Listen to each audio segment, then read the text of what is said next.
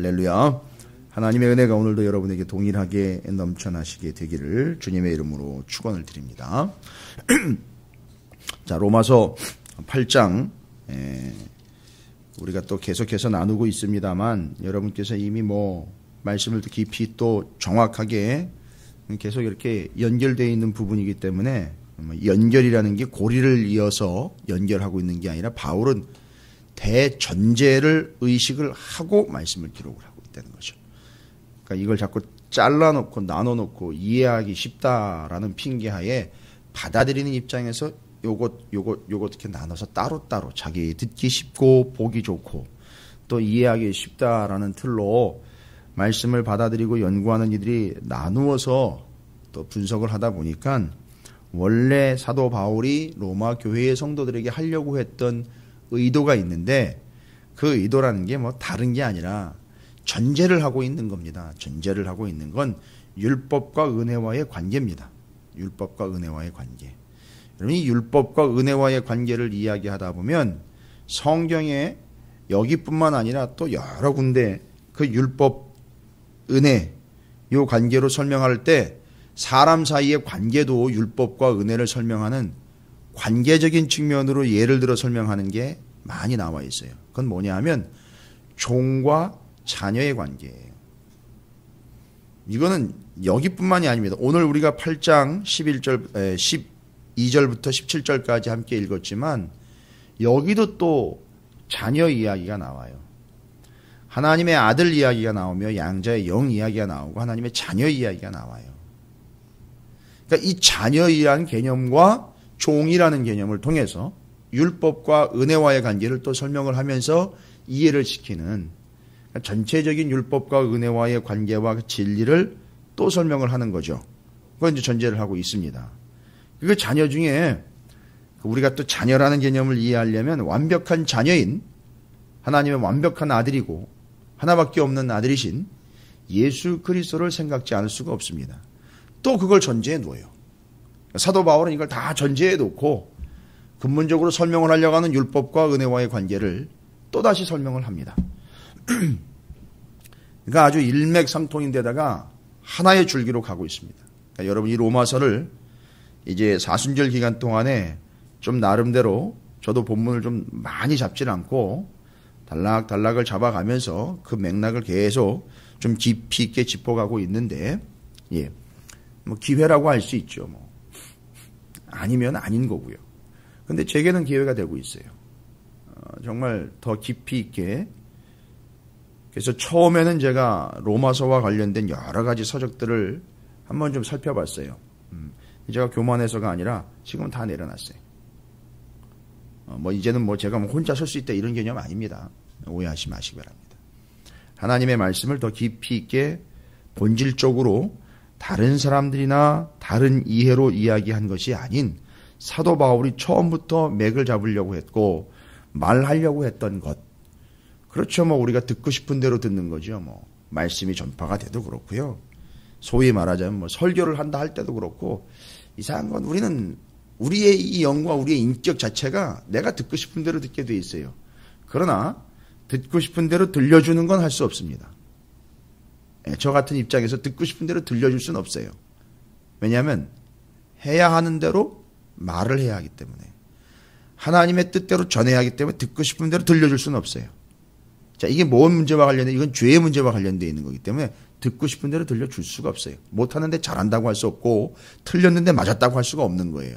오늘 말씀은 사도 바울이 율법에 대한 그릇된 생각, 아예 처음부터 뜯어 고쳐야 되는 율법에 대한 잘못된 생각, 엉망진창이 되어버린 은혜와 율법과의 관계, 지금도 마찬가지예요.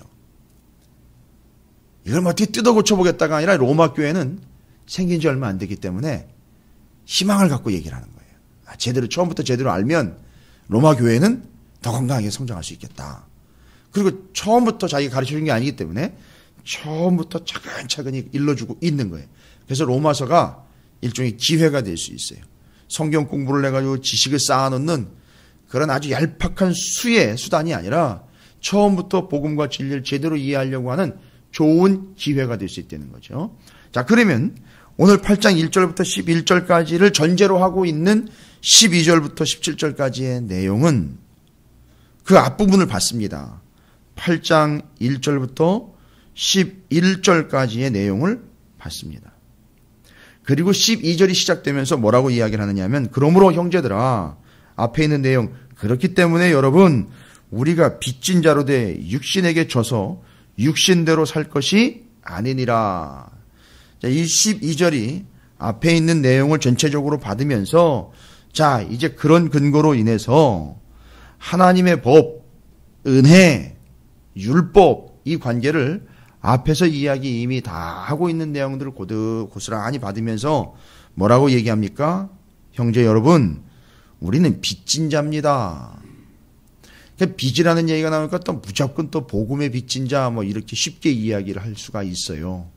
그런데 그건 우리가 이해하기 쉽다고 그냥 그렇게 넘어가는 거고, 들은 게 그거밖에 없으니까 그럴 수 있는데, 여기서 빚졌다라는 말은 오레일레테스라는 헬라어인데 여러분이 좀 정확하게 알 필요가 있습니다. 이 빚은 도대체 어떤 빚이고 누구에게 진 빚이냐, 이걸 좀 생각을 해야 됩니다. 그런데 여기 나와 있는 그대로 보자면 우리가 빚진 자로 돼 육신에게 져서 육신대로 살 것이 아니니라. 빚을 졌는데 또 빚을 지는 자가 되지면 안 되지 않습니까? 라는 얘기예요. 이 12절은. 아니, 여러분이 빚을 졌는데 빚도 갚지 못하는 주제에 또 빚을 집니까? 이 빚진 비유도 또 나와요. 달란트, 탕감받은 거, 어마어마하게 탕감받은 자가 자기한테는 조금 빚을 진 자를 가지고 아주 그냥 못 살게 구는 거, 이제 그런 거에 대한 얘기도 나와 있지 않습니까? 자, 요거는 이제 그런 개념이에요. 어떻게 빚을 진 자가 또 빚을 집니까? 이런 개념으로 보면 여기서 빚이라는 이야기는 12절 후반부에 육신에게 져서 육신대로 살 것이 아니니라. 육신에게 져서 육신대로 사는 건 뭐죠? 죄를 짓는 거죠. 그러니까 여기서 빚졌다는 건 죄를 진 걸 얘기하는 거예요. 그러면 이건 누구한테 빚을 진 거죠? 하나님에게 빚을 진 거예요. 죄를 진 걸로 인해서. 그걸 개념 삼으십니다. 자, 그러면 여러분이 죄를 진 자로서 빚진 자 아닙니까? 원래 빚진 자란 오레일레테스라는 헬라어가 가지고 있는 뜻이요, 채무자, 빚을 갚아야 되는 자, 이런 뜻 말고요, 더 함께 병립되는 뜻이 뭐가 있느냐면 죄인, 범죄자, 죄지은 자라는 뜻이 또 있어요. 그걸 다 가지고 있는 뜻이에요. 이 빚진 자라는 개념은. 여기서는 그렇습니다. 그래서 빚을 진 자는 곧 누구에게 빚을 졌느냐 하면 지금은 하나님에게 빚을 진 거예요. 뭘로 빚을 졌느냐 하면 죄를 지었기 때문에 빚을 진 거예요. 죄의 빚을 진 겁니다. 그래서 그 빚을 갚으려고 죄 값으로 반드시 필요한 존재가 누구냐 하면 하나님의 아들 예수 그리스도예요. 오늘 짧은 구절 안에 하나님의 아들 예수 그리스도가 나오고요, 뒤에 보면 그 하나님의 아들 예수 그리스도로부터 의미가 나와서 양자의 영 나오는 거예요. 그러니까 하나님의 자녀 얘기가 거기에서 끄집어져서 나오는 거예요. 연결이 되세요. 뒷부분에 갑작스럽게 뭐 아들 이야기 나오고 자녀 이야기 나오는 건 느닷없는 이야기가 아니에요. 바로 12절에 죄를 진 자는 범죄자요 빚진 자예요. 누구에게? 하나님에게. 빚을 갚아야 됩니다. 여전히 빚을 갚지도 않은 존재가 자기가 어마어마한 죄를 탕감을 받았으면서 어떻게 한다고요? 또 빚을 져요. 또 빚을 진다는 얘기는요, 또 죄를 짓는다는 얘기예요. 이게 우리의 삶이라는 거예요. 근데 그 빚을 어떻게 탕감을 받습니까? 자기가 한 게 없어요. 갚은 게 없습니다. 빚을 갚기 위하여 하나님의 아들이신 예수 그리스도가 갚아주신 거예요. 그러면서 예수는요, 하나님의 진짜 하나밖에 없는 아들이란 얘기예요. 그러면 우리는 어떤 삶을 살아야 됩니까? 예수 그리스도와 같이 하나님의 자녀의 참 자녀의 삶을 살아야 된다. 이게 오늘 얘기예요. 그걸 그 안에다가 빚진 이야기며 탕감받은 이야기고 양자의 영 이야기이고 또 종의 영이 아닌 아들의 영을 받았다라고 이야기를 하면서 우리가 어떻게 살아야 되느냐? 답은 하나예요. 예수처럼 살아라는 얘기예요. 율법과 은혜 사이에서요. 죄와 은혜 사이에서 이걸 정확하게 일러주고 있는 거예요. 그러면 이제 구절구절 여러분이 이 전제하에 말씀을 읽어보시면 확실히 들어오실 거예요. 12절이 그렇게 해서 시작이 됩니다. 여러분 율법이고 여러분 은혜이고 이제는 개념 잡히셨잖아요. 율법을 지켜서 우리가 구원 얻는 게 아니잖아요. 이미 율법을 지키다 보면 율법이 은혜인 이유는 뭐냐면 내가 죄인이 맞구나. 그러니까 이제 내가 필요한 건 이 율법으로 인해 내가 구원받는 게 아니라 율법을 지켜갈수록 나는 죄인이라는 것만 여실히 드러나니까 오호라 나는 곤고한 자라. 이거 어떻게 합니까 하나님. 내가 이거 율법을 다 지킬 수 없고 지키다 보면 더 죄인인데. 여러분 그런 거 있지 않습니까? 잘하려고 하면 할수록 뭔가 공허해요. 잘하려고 하면 할수록 사람들의 칭찬을 받으면 받을수록 사람이 교만해서 더 잘할 것 같죠. 천만의 말씀입니다. 안 돼요. 되지 않게 돼 있어요. 왜요? 그 사람 자체 마인드가 어떤 마인드가 돼 있어요? 이런 칭찬을 받으면 그 다음엔 더 칭찬을 받아야 돼요. 또 칭찬받아야 돼요. 또 인정받아야 돼요. 또 해야 돼요. 또. 여러분 바닷물 퍼먹는 것처럼 그러다 죽어요. 이게 인생이에요. 요 고리를 끊지 않으면요 평생 자기 의의를 쌓으려고 하다가 바닷물에 목마름이 해결되지 않고 죽는 것과 마찬가지 심령이 돼버려요. 자, 여기서 이야기하는 게 그런 내용이에요. 그래서 육신대로 살 것이 아니다. 너희들이 그 육신대로 사는 것 뭐예요?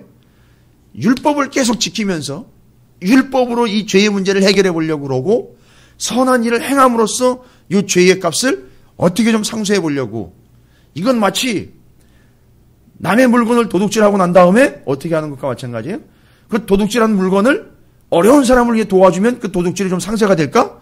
이런 생각이랑 똑같다는 거예요. 안 되는 거예요, 그건. 그래서 이제 13절이 이야기하는 거예요. 너희가 육신대로 살면, 이건 정확하게 이야기하면 육신을 의식하면서 율법을 지키는 것도 육신을 위하여 지키는 거잖아요. 뭡니까? 자기가 율법을 지켜서 구원을 얻으려고 하는 이런 행위들. 또 육신대로 사는 거는 앞에 12절에 의하면 뭡니까? 죄를 짓는 거예요. 또 죄를 짓는 겁니다. 반드시 어떻게 된다고요? 죽을 것이로되 영으로서 몸의 행실을 죽이면 살리니. 이제 답이 나왔어요. 이런 식으로 가다 보면 계속 바닷물 퍼먹는 거란 얘기예요. 죽는다는 게 결정으로 죽어요. 내가 뭘 잘해가지고 해보려고 하고 육신적으로 어떻게 뭘 잃어보려고 하다 보면 죽는다는 거예요. 답이 안 나와요, 그거는. 심지어 하나님이 율법을 은혜로 주셨음에도 불구하고 그 율법조차도 지켜서 뭔가 이뤄내려고 하는, 그 율법을 지켜서 뭔가 구원을 얻어보려고 하는 이런 허황된 생각을 갖다 보면 지키면 지킬수록 나는 더 갈증이 나고 결국 나는 죄인이고 그러다가 죽는 거예요. 드러나서 이제는 그렇게 살면 안 된다는 거예요. 살 수가 없어요, 그렇게. 그래서 삶의 방법으로 얘기한 게 뭐죠? 13절 뒷부분에 나와 있죠. 여러분 이건 정확하게 표시를 해놔야 돼요. 영으로서 몸의 행실을 죽이면 살리니. 이렇게 나와 있어요. 이게 지침이라고 이제 받았는데 영으로서 몸의 행실을 죽이면 살리니. 어려워요. 영으로서 몸의 행실을 죽이면 산다. 영은 또 뭐고 몸의 행실 또 막 이 몸의 행실 같은 건 뭐 이해할 수 있어요. 근데 그러면 또 그걸 죽이면 산다 막 이렇게. 복잡합니다. 여러분, 제가 아까도 얘기 드렸지만 요 14절과 13절 요 사이에서 13절 뒷부분에 영으로서 몸의 행실을 죽이면 살리니 라는 이야기 다음에 바로 14절에 무슨 얘기가 나오냐면 아들 이야기가 나와요. 그죠? 14절부터 뒷부분까지요. 17절까지 계속 자녀 아들 얘기가 나옵니다. 양자의 영 이야기 나오고요. 그리고 요 13절은요. 뭘 의식한 거냐 하면 뒤에 아들 이야기를 의식하고 꺼낸 거예요. 영으로서 몸의 행실을 죽이면 산다.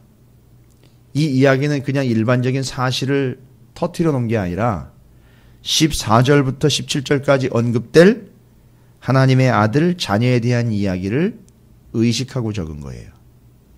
그럼 여러분이 한번 보십시오. 새벽이라 깊은 고민과 깊은 연구는 필요 없지만 여러분이 조금 눈치만 채시면은 13절 뒷부분에 영으로서 몸의 행실을 죽이면 사는 이야기가 14절부터 17절까지 하나님의 자녀됨과 아들됨, 양자의 영, 하나님의 아들에 대한 이야기가 나오는 전제가 되는 거예요.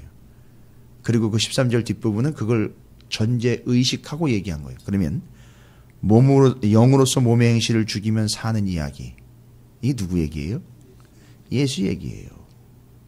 어렵게 생각하지 마세요. 그러니까 우리는 어떻게 살아야 됩니까? 예수님처럼 사는 거예요. 이게 앞부분에 나와 있는 바로 그 빚진 자였어 육신으로 인하여 죄를 짓고 12절에 얘기한 거 그거 아닙니까? 우리가 빚진 자예요.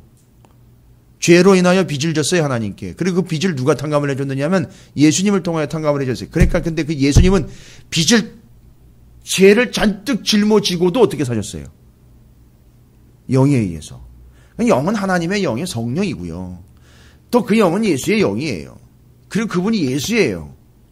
그러니까 이분이 어떻게 살았느냐 하면 그분이 몸의 행실을 죽였어요. 어떻게 해요?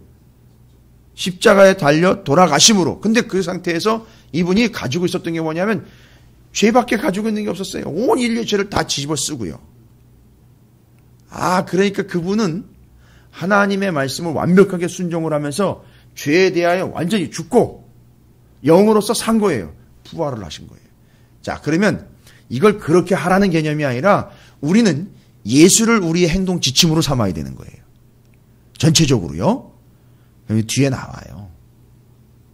예수님을 본받는 행동 지침이 뭔지 뒤에 나옵니다. 17절이 하려고 하는 얘기 때문에 이 아들 예수님 얘기 육신으로 죽는 거 이거 양자 이야기 그게 다 나오는 거예요. 17절 때문에요. 그러면 이제 14절부터 16절까지의 중간의 내용들을 여러분이 이제 개념 잡고 그러면 이제 우리는 어떻게 살아야 되느냐 하면 빚진 자로서 다시 빚을 지는 것처럼 다시 죄를 지는 삶이 아니라 누구를 전제로 해야 되는 거죠? 이제 우리는 예수 그리스도를 전제로 사는 거예요. 예수 그리스도를 보면서 살아가야 돼요. 예수 그리스도처럼 사는 겁니다. 예수 그리스도를 이제서야 제대로 본받는다라는 개념을 좀 얘기해야 돼요. 그럼 14절에 무릇 하나님의 영으로 인도함을 받는 사람은 곧 하나님의 아들이라. 지금 성령이죠. 그 성령은요. 예수님이 승천하시면서 우리에게 보내주신 하나님의 영 아닙니까? 그거 얘기하는. 그러면 우리는 뭐가 되는 거죠? 바로 그 승천하신 예수님처럼 하나님의 자녀가 되는 거예요. 우리가. 그 영으로 인해서. 그러면 하나님의 자녀답게 어떻게 살아가야 됩니까? 15절 너희는 다시 무서워하는 종의 영을 받지 아니하고 양자의 영을 받았으므로 우리가 아빠 아버지라고 부르짖느니라. 뭔 얘기입니까? 여기 무서워한다. 또 뭐 이루어낸다. 그럼 무서워하는 건 뭡니까? 종이기 때문에 명령을 무섭게 받아들여야 되는 거예요. 그럼 뭔 얘기입니까? 하나님의 명령이 율법을 무섭게 받아들이는 거예요. 그래서 이 사람 무섭게 받아들였기 때문에 어떻게 하죠? 지켜야 돼. 반드시 지켜야 돼. 이거 안 지키면 죽어. 뭐 이런 개념인 거예요. 이거 주인이 얘기한 거니까 주인이 시킨 거 안 하면 나는 밥도 못 먹어. 그러니까 하나님이 시키는 대로 안 하면 돈도 못 벌어. 뭐 이렇게 돼버리는 거죠. 그러니까 나는 밥도 못 먹어요. 주인이 시킨 대로 안 하면 나는 죽을 수도 있어. 밥도 못 얻어 먹을 수 있어. 잠자리에서 쫓겨날 수도 있어. 아니면 이 집에서 쫓겨날 수도 있어. 여러분 이게 두려움 아닙니까? 그러니까 이 종은 어떻게 주인의 이야기를 순종을 하죠? 이유는요? 주인을 사랑이라는 개념보다는 주인이 무서운 거예요. 법이 무서운 거예요. 그래서 지키는 거예요. 그러니까 이 세상에 보면 그런 부류들이 있잖아요. 무서워서 어쩔 수 없이 지키는 부류가 있고 어떤 이들은 그 안에서 누리는 자들이 있어요. 기가 막힌 차이죠. 자, 무서워하는 종의 영을 받은 것이 아니라 양자의 영, 아들의 영을 받았으니까 우리는 어떻게 되죠? 아빠, 아버지라고 부르면서 다가가는 거예요. 여기 아빠, 아버지라고 부르짖느니라 라는 이야기는요, 가만히 앉아가지고 아버지 이렇게 부르는 걸 이야기하는 게 아니에요. 종은 주인의 명령이 떨어지면 어떻게 돼요? 예 하고 물러가요. 뭐 하려고요? 지키려고. 그렇죠. 그런데 자녀는 아빠 하면서 어떻게 해요? 다가간단 말이에요. 뛰어간단 말이에요. 여러분 이 그림을 그리셔야 돼요. 이 그림을 그리는 것이 이 로마서 8장이 마무리가 되면서 7장까지의 그 율법과 은혜의 이야기가 정리가 쫙 돼요. 종은 다시 한 번입니다. 명령을 받으면 예 주인님 하고 물러갑니다. 그러나 아들은 아빠 하면서 뛰어와요. 그때 아빠의 이야기를 명령으로 받지 않습니다. 저희 집에서 제가 늘 경험하는 거예요. 저희 딸아이 둘에게 아무리 얘기를 해도 저희 딸아이 둘은 그걸 명령으로 받지를 않아요. 심지어 어떨 때는 애들 말따나 밟힐 때가 있어요. 이야기를 했는데 안 들어요. 그럼 제가 뭐 베란다로 내쫓는다든지 복도로 내쫓지 않습니다. 그게 만만히 본다는 개념이 아니라 아직은 여유가 있는 거죠. 자녀에게는 여유가 있는 거예요. 그리고 이것 때문에 내가 아빠의 딸이라는 사실이 바뀌지는 않는다는 걸 기가 막히게 아는 거예요. 그리고 이제 두 번째는 몽둥이를 드는 게 아니라 다시 한번 얘기를 합니다. 하는 게 좋겠어. 하면 눈치를 채요. 그럼 움직여요. 그 다음에 누구도 얘기하지 않습니다. 자, 이게 지금 아들의 영을 받은 이들과 종의 영을 받은 이들인가 차이가 나오고 있는 거죠. 그래서 이 15절은요. 제가 그렇게 말씀을 묵상을 하면서 그런 그림을 좀 그려봤어요. 명령을 받고 무서워하는 종이 예 하면서 물러가는 것. 자녀가 아빠를 부르면서 아빠에게 달려드는 것. 여러분 하나님과 여러분의 관계가 그런 관계가 되시기를 주님의 이름으로 축복합니다. 예. 그랬으면 좋겠어요. 그러면 이 사실들과 이 진리를 깨달으셔야 돼요. 이게 모르면 계속 예 하고 물러가는 거예요. 예. 자, 16절이 다시 확인 사살을 합니다. 성령이 친히 우리의 영과 더불어 우리가 하나님의 자녀인 것을 증언하시네. 넌 하나님의 자녀야. 잊지 마라. 자꾸 내가 하나님의 율법을 지켜서 뭔가를 이뤄내려고 하는 존재가 아닌 지킬 수 없음에도 하나님이 은혜로 주신 것 그걸 너는 누려야 되는 너는 자녀야. 제가 아까 얘기는 안 드렸지만 13절에 보면 여기 행실이라는 말이 있잖아요. 행실. 그죠? 이 행실이라는 뜻에는 뭐가 담겨 있느냐면 요 행동을 통해서 행하고 완수하고 이루어내려고 하는 그 의도를 행실이라고 그래요. 근데 13절에 아까 얘기한 거는 육신대로 살면 반드시 죽을 것이고 영으로서 몸의 행실을 죽이며 산다. 그러니까 몸의 행실은 뭐예요? 몸의 행실을 통해 행위를 통해서 뭔가를 이루어내려고 하는 이상한 강박관념이라든지 그릇된 행동이 있죠. 이게 뭘 얘기하는 겁니까? 율법을 지켜서 성취해내려고 하는 그 행위. 그거 얘기하는 거예요. 근데 그거 아닌 거예요. 그게 아들, 자녀에게는 해당이 안 되는 거예요. 그러면 이제 오해가 생길 수 있습니다. 여기까지 오면 이제 성령이 친히 우리 영과 더불어 우리가 하나님의 자녀인 것을 증언합니다. 라니까, 이제는 이제 배은망덕까지는 아니고요. 좀 이제 허랑방탕한 자녀들 같은 경우는 무슨 짓을 하느냐면 탕자 비유 여러분 아시죠? 잠깐 동안의 그 허랑방탕함. 어떤 짓을 했습니까? 이게 개념을 못 잡았어요. 완전히 정신줄을 놔버렸죠. 무슨 짓을 한 거죠? 아버지가 돌아가시지도 않았는데 아버지 재산을 나한테 달래는 거예요. 그럼 당신 죽으라는 얘기거든요. 말도 안 되는 짓인 거죠. 나한테 권리가 있다는 거예요. 나도 내게 돌아올 몫을 내가 받고 챙길 권리가 있다는 거예요. 그러니까 지금 달래는 거예요. 말도 안 되는 짓인 거예요. 근데 그 말도 안 되는 짓을 아버지가 받아준 거예요. 그게 허랑방탕함이에요. 그런데 이런 식으로 행동할 수 있는 자녀가 있어요. 지가 이제 아빠의 자녀이고 하나님의 자녀니까 하나님에게 엉망으로 대하는 자들이 있어요. 소위 말하면 이제 방종이죠. 뭐라고 얘기합니까? 이제 내 마음대로 살아도 된다. 야, 이제 뭐 하나님의 자녀고 율법이고 뭐 그게 중요한 게 아니라 은혜가 중요한 거라니까 나는 은혜만 쫓으면 되는 거지 뭐 그런 게 중요해 하면서 자기 멋대로 삶을 살아가는 이들이 있어요. 심지어는 분명히 성경에 기록된 것조차도 자기 식대로 그냥 자기가 옳다 하면 그대로 그냥 밀고 나가는 거예요. 위험한 거죠. 은혜라는 이야기로. 소위 말하면 나는 아버지의 아들이니까 내 생각이 곧 아버지 생각이야. 뭐 이런 식으로 밀고 가는 거예요. 자, 이게 그릇된 자녀의 모습일 수 있습니다. 이거는 아니라는 거고요. 17절이 진짜 자녀라는 걸 이렇게 보여주고 있어요. 자녀의 모습이에요. 자녀이면 또한 뭐예요? 상속자예요. 이건 뭘 상속하는 거냐 하면 아버지의 권리를 상속받는 거예요. 여러분 아버지의 권리가 뭔지 아세요? 이것도 똑바로 알아야 되는 거예요. 하나님 아버지의 상속자라면은요. 이 세상을 호령하고 막 휘두를 그럴 상속이 아니라 하나님 아버지의 뜻은 뭡니까? 하나예요. 이 세상을 구원하는 거예요. 그걸 상속받은 거예요, 여러분. 그건 책임이면서 권리예요. 그래서 우리를 왕같은 제사장으로 부른 거예요. 이걸 상속받은 자로서 곧 하나님의 상속자요. 이 대표적인 상속자가 누구죠? 아까도 얘기 드렸잖아요. 13절에 몸으로서 행실을 영으로서 몸의 행실을 죽인 자 예수 그리스도예요. 그죠?